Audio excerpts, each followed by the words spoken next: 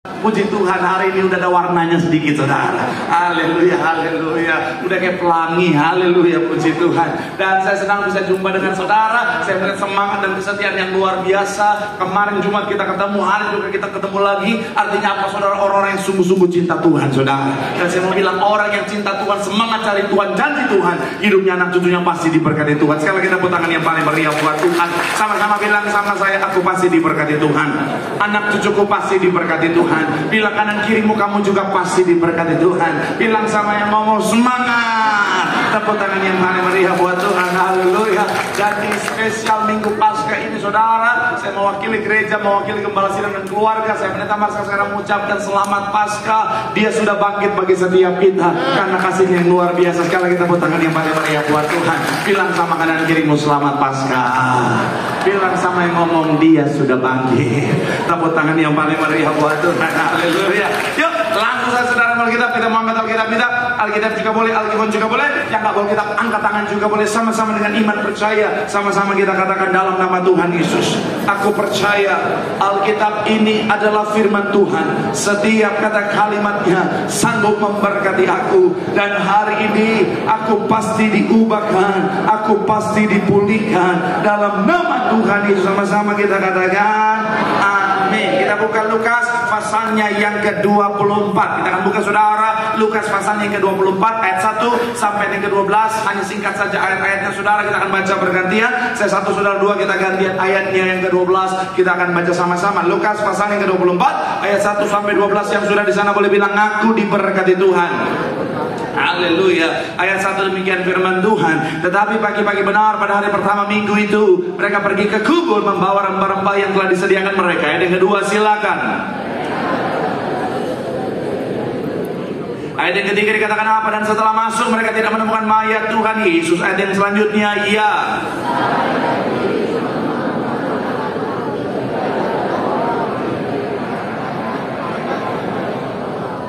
Ayat yang selanjutnya, mereka sangat ketakutan dan menundukkan kepala. Tetapi kedua orang itu berkata kepada mereka, mengapa kamu mencari yang hidup di antara orang mati? Ayat yang ke-6, iya.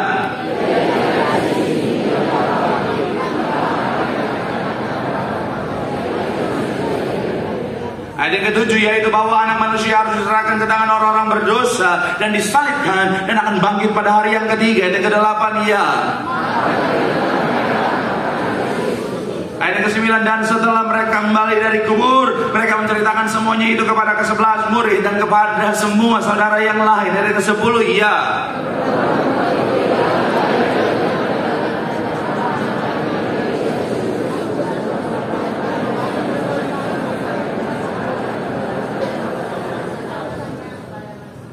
Ayat yang selanjutnya dikatakan apa? Ayat yang berapa?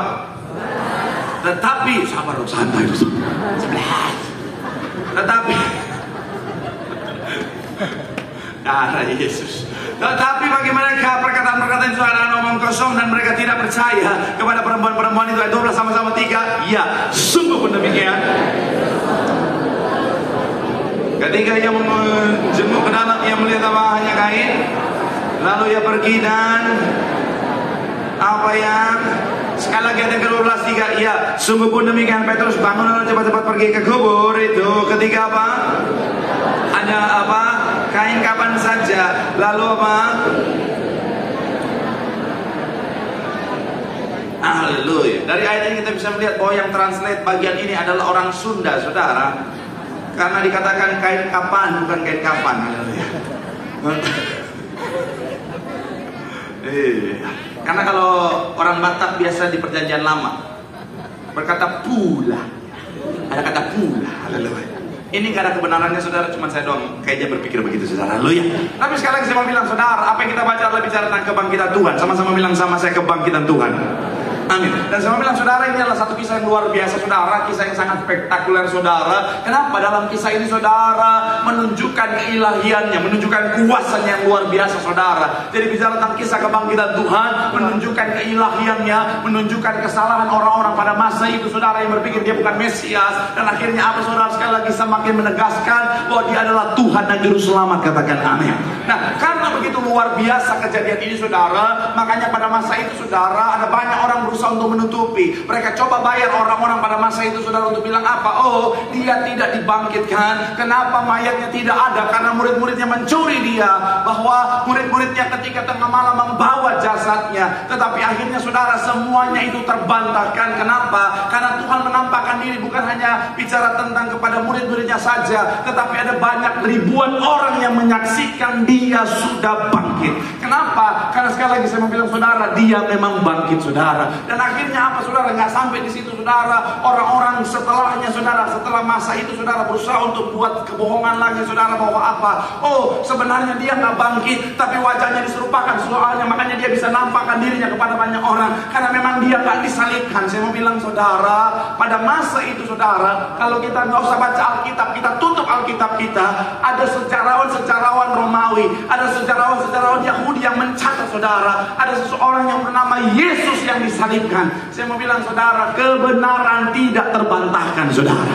Saya mau bilang sekali lagi, saudara, ada contoh, misalnya Flavius Josephus, saudara, dia hidup, saudara, itu nggak lama setelah kejadian itu, saudara, dia mencatat secara detail, saudara, tentang apa? Ada satu pribadi namanya Yesus, saudara. Saudara nanti bisa cek bukunya, namanya Antiquities kalau nggak salah, saudara, judulnya itu, saudara. Dia mencatat dengan detail bahwa apa, saudara, ada satu pribadi namanya Yesus yang disalibkan, saudara. Kemudian sejarawan-sejarawan yang lain juga mencatat, yang hidup juga pada masa dekat dengan itu, saudara, seperti Tacitus, kemudian Plinius, Lucian, dan lain sebagainya, saudara. Bahkan Talmud Yahudi juga mencatat itu, saudara. Saya mau bilang sekali lagi, saudara, dia memang mati dan bangkit bagi setiap kita.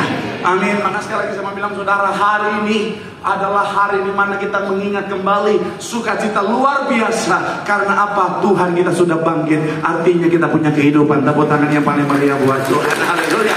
Nah, tengahnya hari, saudara, sama-sama kita akan melihat, saudara, satu tema khotbah bicara tentang kebangkitan.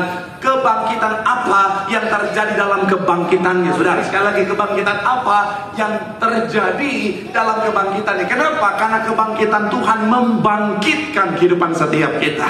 Sama-sama bilang sama saya, kebangkitan. Sama-sama bilang sama saya, yang membangkitkan. Amin. Dan apa saja yang bangkit dalam kehidupan setiap kita melalui kebangkitannya, itu yang sama-sama kita akan bahas. Doa saya melalui firman Tuhan hari ini, sekali lagi, semua yang hadir, semuanya diberkati Tuhan. Tepuk tangan yang paling meriah buat Tuhan. Haleluya. So, kebangkitan apa yang terjadi dalam kebangkitannya? Yang pertama adalah kebangkitan Kristus membangkitkan iman. Sama-sama bilang sama saya, membangkitkan iman. Sama-sama bilang sama saya, membangkitkan iman. Kita buka Lukas 24, kita baca ayat 13 dulu, baru 30 sampai 35. Haleluya. Saudara, cari dari Pak Pendeta.